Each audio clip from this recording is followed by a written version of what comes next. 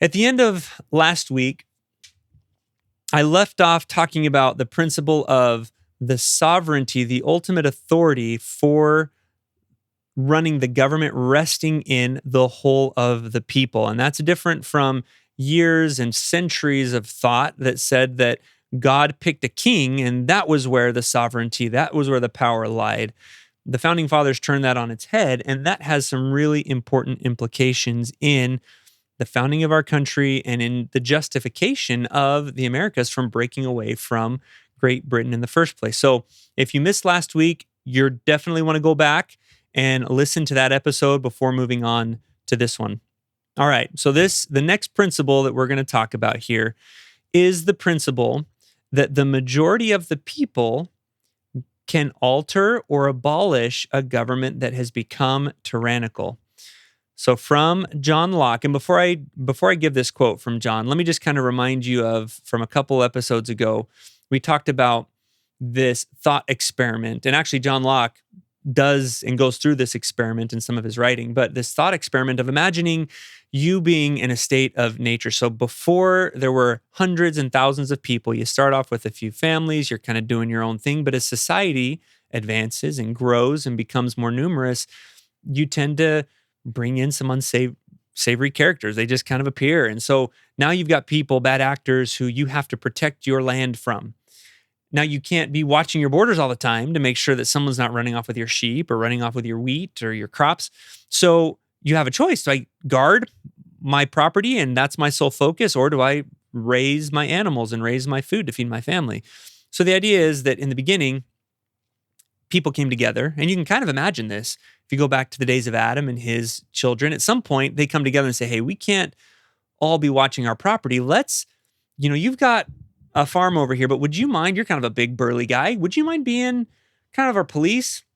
You walk around and make sure all of our property's safe so that we can focus on growing food, and we'll give you a little bit of that food for you and your family to support you. This is kind of where you'd come up with the idea of taxes, right? So we're going to each pitch in a little bit. And so the sovereign will of the people come together to form this government. And the reason why that government is formed is not because government wants to exist or there's some need for the government itself to have something to do. The purpose of forming that government is to protect your own life, to protect your own property. So government is set up to protect people and their rights. That's the whole purpose. There's no other reason why you would decide to create a government in the first place. So that's the thought experiment that John Locke goes through and others have done. So keep that in mind as I read this next quote. He said, "The reason why men enter into society is the preservation of their property. Therefore, when the legislators endeavor to take away and destroy the property of the people, or to reduce them to slavery under arbitrary power, they, the officials of government, put themselves into a state of war with the people, who are thereupon absolved from any further obedience and are left to the common refuge which God hath provided for all men against force and violence. Whensoever, therefore, the legislative shall transgress this fundamental rule of society, and either by fear, ambition, folly, or corruption endeavor to grasp themselves or put into the hands of any other an absolute power over the lives, liberties, and estates of the people, by this breach of trust, they, the government officials, forfeit the power the people had put into their hands, and it devolves to the people, who have a right to resume their original liberty and provide for their own safety and security." So going back to this thought experiment, if this person that you have all agreed to delegate the policing power to keep your land safe, if that person starts being the one that's taking your property or destroying your fences or threatening your life and your safety, that small government that you've set up is abusing the very purpose of why you put them in a position of authority to do that in the first place. Well, then it's only natural that that agreement dissolves and the people go back to that original state that they were in, and they have the opportunity to come together again and decide, that didn't really work. So what are we going to do differently? Maybe the structure that we set up, we gave too much power to one person, or maybe it's just the person. We picked the wrong guy for the job. He was a big dude, but had some bad habits that came to light through all of this. So we're going to pick somebody else to do it. So You go back to this state of nature and you get to decide what to do differently next time. And this is exactly, and you can hear this language of John Locke in this paragraph from the Declaration of Independence. It says, when a long train of abuses and usurpations pursuing invariably the same object evinces a design to reduce them under absolute despotism, it is their right, meaning the people, it is their duty to throw off such government and to provide new guards for the future security. So Thomas Jefferson is pulling directly from this concept of John Locke, that when this government that we've set up, that we've given some authority, becomes abusive, we have the right, because we have the ultimate authority to say, we're done, we're going to abolish that government, and we're going to do something different now. And that's exactly the justification that the founders used in the Declaration of Independence to break up with Great Britain. Now, this leads to an interesting case study.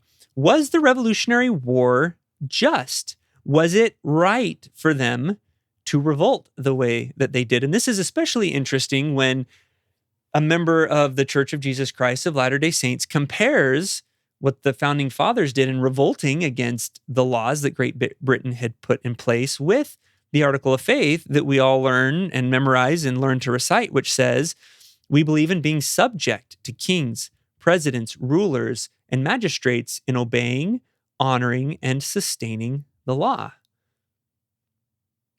So by a very strict definition of that Article of Faith, the founding fathers were incredibly wicked in breaking from Great Britain. Yet we also believe that the Constitution was inspired by God, that the founding fathers were protected by God during the Revolutionary War, that he set up this country to be a land of liberty. So how do these things jive? And to understand that, it all comes back to this idea that the sovereign authority rests in the people. Great Britain, operating under the divine right of kings, looked at the revolution as an unlawful act because me, the king, I have authority. They're disobeying, so they're breaking the law. But if the sovereignty really does rest in the people, then the majority of those people can decide on a new direction. And as soon as the majority comes together and collectively decides that this government over here is no longer doing anything for us and we're going to set up a new one, then that act becomes the lawful, legal government. So under that definition, if the sovereignty really does rest in the people, when the founding fathers sent their delegates to Philadelphia in 1776 to decide, what do we do? Do we keep trying to make amends, or is it time for us to break free? And the delegates from every single state unanimously agreed to withdraw from Great Britain. At that moment, because the sovereign authority rests with the people, the law of the land, the righteous, correct law of the land, became that new government because the majority in whom the sovereign authority rests decided to do so. In that case, when Great Britain decided to come over and fight and try to compel the early colonies to come back under British rule, that act in and of itself was an unlawful act and worthy of God's protection in driving it off. So it seems like such a little thing. Does the king have the authority or does the people have the authority? But the implications of that difference are enormous and make all the difference on whether you're on the right side or the wrong side of history, whether you're deserving of God's help and aid or not. Now, the other side of that coin is the minority cannot revolt and impose its will on the rest. And that can't ever happen